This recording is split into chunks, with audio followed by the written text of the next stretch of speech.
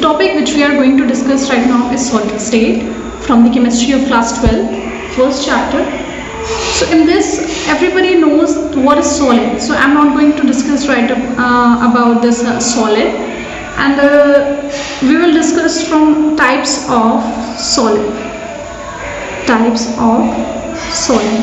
We'll see from here. So types of solid में हमें देखते हैं कितने टाइप्स के solid होते हैं. सबसे पहले आता है crystalline solid, then amorphous, and it comes polycrystalline, isotropic, anisotropic. Okay, so ये 5 टाइप्स के टाइप्स हैं सॉलिड के जो हमें पढ़े. जस्ट बेसिकली हमें वैसे तो दो ही देखते हैं और बाकी के इस पे कवर करूँगी, देखिएगा. So let's discuss about the crystalline solid first. Crystalline solid, crystalline solids इनके बारे में अगर बात करो तो दे have the regular 3D arrangement. इनका रेगुलर 3D अरेंजमेंट होता है. किसका? एटम्स का. ये जो क्रिस्टलाइन सॉलिड्स होते हैं इसमें एटम्स का रेगुलर अरेंजमेंट होता है 3D में. अगर हम बात करें किसी 3D स्ट्रक्चर की बात करें तो उसमें इनका रेगुलर अरेंजमेंट होता है. एटम्स का, हर एटम का एक रेगुलर अरेंजमेंट होता है और वेल डिफाइंड ज्योमेट्रिकल शेप होता है. ठीक है, मैं बहुत शॉर्ट में स्पेलिंग लिख रही हूँ तो प्लीज़ मिस अप मत करिएगा. सो इनका रेगुलर 3D अरेंजमेंट होता है. एटम्स का रेगुलर 3D अरेंजमेंट होता है. क्रिस्टलाइन सॉलिड में वेल डिफाइंड ज्योमेट्रिकल शेप होता है. Third point, sharp melting point होता है. That is they melt at a particular temperature. इनका शार्प मेल्टिंग पॉइंट है. शार्प मेल्टिंग पॉइंट में मतलब कोई एक पर्टिकुलर टेम्परेचर है जहाँ पे ये मेल्ट हो जाते हैं. Okay, so they have sharp melting point. They have a regular structure. जैसे कि अभी जस्ट हमने देखा कि इनका 3D अरेंजमेंट में तो इसकी वजह से क्या है, इनका रेगुलर स्ट्रक्चर होता है. एक पर्टिकुलर कोई रेगुलर स्ट्रक्चर होगा. रेगुलरिटी ये नहीं शो करेंगे, इनका रेगुलर स्ट्रक्चर होगा. Next, long range order. They have long range order. Long range order क्यों है? अब अगर अरेंजमेंट एक रेगुलर अरेंजमेंट है तो ये एक लॉन्ग रेंज बनाते हैं. लाइक बहुत दूर तक की ये बहुत लॉन्ग चलेंगे और ये इनका ब्रेक डाउन नहीं होगा. So they have the long range order. They have a fixed heat of fusion. Fixed heat of fusion, इनके फिक्स्ड हीट ऑफ फ्यूजन होता है. Like high energy is required. Like बहुत हाई एनर्जी रिक्वायर्ड होगी इनको to melt 1 mole of crystalline solid. 1 mole crystalline solid को melt करने के लिए बहुत हाई एनर्जी की ज़रूरत पड़ती है. तो इसको कहते हैं हीट ऑफ फ्यूजन. मतलब फिक्स्ड हीट ऑफ फ्यूजन है. They have high and fixed heat of fusion. बहुत हाई और फिक्स्ड हीट ऑफ फ्यूजन होता है.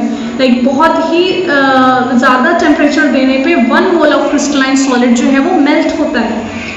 Next it comes, they are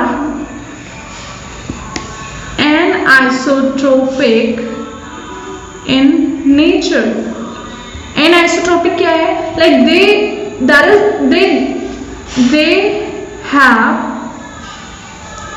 different optical and electrical properties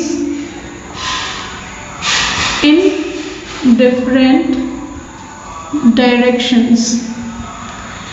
ये एनआइसोट्रोपिक इन नेचर होते हैं क्योंकि इनकी जो ऑप्टिकल और इलेक्ट्रिकल प्रॉपर्टीज होती हैं वो हर डायरेक्शन में डिफरेंट होती हैं। डिफरेंट प्रॉपर्टीज ऑप्टिकल और इलेक्ट्रिकल डिफरेंट प्रॉपर्टीज अलग अलग डायरेक्शन में डिफरेंट प्रॉपर्टीज होने की वजह से ये एनआइसोट्रोपिक इन नेचर होते हैं। और ऐसे सब्सटेंस जो ऐसी ये एनआइसोट्रोपिक नेचर के होते हैं उनको कहते हैं एनआइसोट्रोपिक। ठीक है, so the substance they are so the crystalline solids are anisotropic in nature. Next is amorphous solid. So amorphous solid में द सॉलिड सब्सटेंस ऐसे solid substance with no regular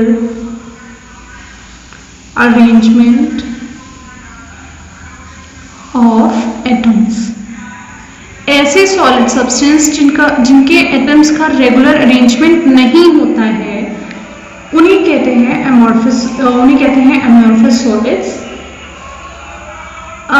they are like अगर हम बात करें तो ये powdery in nature होते हैं, इनका नेचर पाउडरी फॉर्म में होता है। अगर इसका एग्जांपल लूँ मैं तो फ्लावर्स ऑफ सल्फर और ग्लास पाउडर एक्सेट्रा। सो ये पाउडरी इनका जो नेचर है वो पाउडरी फॉर्म है। ओके, सो नेक्स्ट अगर इनकी नेक्स्ट प्रॉपर्टीज में बात करूँ तो ये इनका शार्प लाइक जैसे हमने देखा था क्रिस्टलाइन उसमें क्रिस्टलाइन सॉलिड्स में कि उन crystalline solids they have sharp melting points, but amorphous solid का they do not have sharp melting points. Like कोई सर्टेन टेम्परेचर फिक्स नहीं होता कि कब ये मेल्ट करेंगे। और क्रिस्टलाइन सॉलिड में क्या था, उनके केस में था कि हम एक फिक्स्ड टेम्परेचर है, एक सर्टेन टेम्परेचर है जहाँ पे वो मेल्ट करेंगे। But in the case of amorphous solids they do not have the sharp melting point. Okay, so next is they are isotropic in nature. Previously we have just talked about crystalline solids, so हमने उसमें देखा था कि they were anisotropic in nature, like they have the same they do not have the same properties, optical and electrical properties in every direction, but in case of amorphous solid they have the same optical and electrical properties। Same electrical and optical and electrical properties होती हैं। So amorphous solids are isotropic in nature and crystalline solids were anisotropic in nature. They have short range order. कि short range होती है, short range इसलिए होती है because इनका बहुत इरेगुलर फॉर्म अरेंजमेंट होता है। सो इरेगुलर है तो बहुत देर तक की वो चेन नहीं बन सकती। So that's why they have a short range order. So properties हमने देख ली हैं, अब हम डिस्कस करेंगे इनके फिगर्स को देखते हैं तो उससे थोड़ी बेटर अंडरस्टैंडिंग होगी। सो मैं इस तरफ एमॉर्फस एंड इस तरफ क्रिस्टलाइन का फिगर बनाऊंगी, अच्छे से समझ में आएगा। ओके, सो एमॉर्फस का स्ट्रक्चर कुछ मैंने जैसे बताया था कि इरेगुलर स्ट्रक्चर होता है, सारे एटम्स में इरेगुलरिटी होती है। So something like this, have the structure something like this. मैंने ये स्ट्रक्चर है, ये है एमॉर्फस, एग्जाम्पल लिया है एमॉर्फस Si2। ओके, सो मैंने ये स्ट्रक्चर इसका बनाया है एंड यहाँ पे मैं क्रिस्टलाइन Si2 बनाऊंगी अगर तो कुछ ऐसा बनेगा। लाइक मैं एक रेगुलर ज्योमेट्री बनाने की कोशिश कर रही हूँ।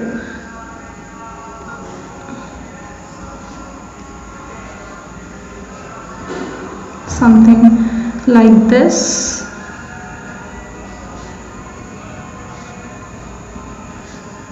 ये एक इरेगुलर ज्योमेट्री है. सो मैंने जस्ट आपको एक रेगुलर ज्योमेट्री के लिए जस्ट मैंने यहाँ पे किया कि ये 2D स्ट्रक्चर है, रिप्रेजेंटेशन है of structure of crystalline SiO2 and ये है 2D representation of amorphous SiO2. सो इसमें एटम्स क्या है, इसमें बहुत स्कैटर्ड हैं और इनकी शॉर्ट रेंज ऑर्डर देखने से पता चल रहा है कि ये इसमें कितनी इरेगुलरिटी है. तो इस इरेगुलरिटी की वजह से ये शॉर्ट रेंज ऑर्डर होते हैं. इसमें हम देख रहे हैं कितना रेगुलर स्ट्रक्चर्स, पूरी रेगुलरिटी मेंटेन है. तो इस रेगुलरिटी की वजह से ही they have long range order. ठीक है, अब हमने एमॉर्फस एंड क्रिस्टलाइन ऐसे तो समझ लिए. Just now we will talk about the differences, the basic differences of amorphous and crystalline solids. So मैं एकदम सम अप करूंगी यहाँ पे दोनों टॉपिक्स को. they do not have regular arrangement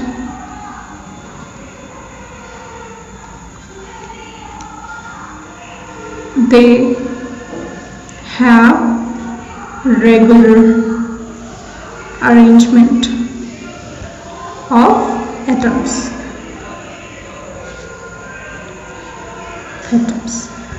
Okay, next they have short range order, you have long range order. They are isotropic in nature, they are anisotropic in nature. They are pseudo solids and they are true solids. मैंने pseudo solids discuss नहीं किया था तो इससे बताना चाहूँगी. pseudo solids वो होते हैं which do not show all the characteristic properties of solids. ऐसे solids जो हर सॉलिड की सारी कैरेक्टरिस्टिक प्रॉपर्टीज जो नहीं शो करते हैं उन्हें शीरो सॉलिड्स कहते हैं. दे आर इनको सुपर कूल्ड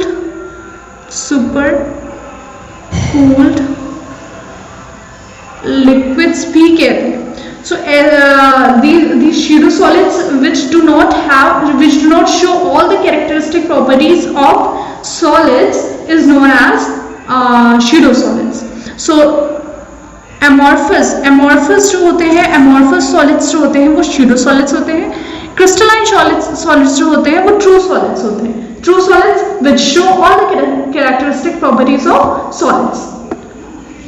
Okay, so इनकी they have they do not have a sharp melting point, have sharp melting point.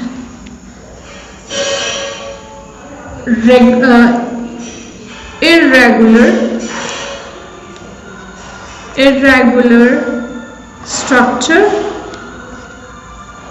they have regular structure. Okay, so these are the basic differences between amorphous and crystalline solids. So hope आपको crystalline and amorphous पूरा clear हो गया होगा.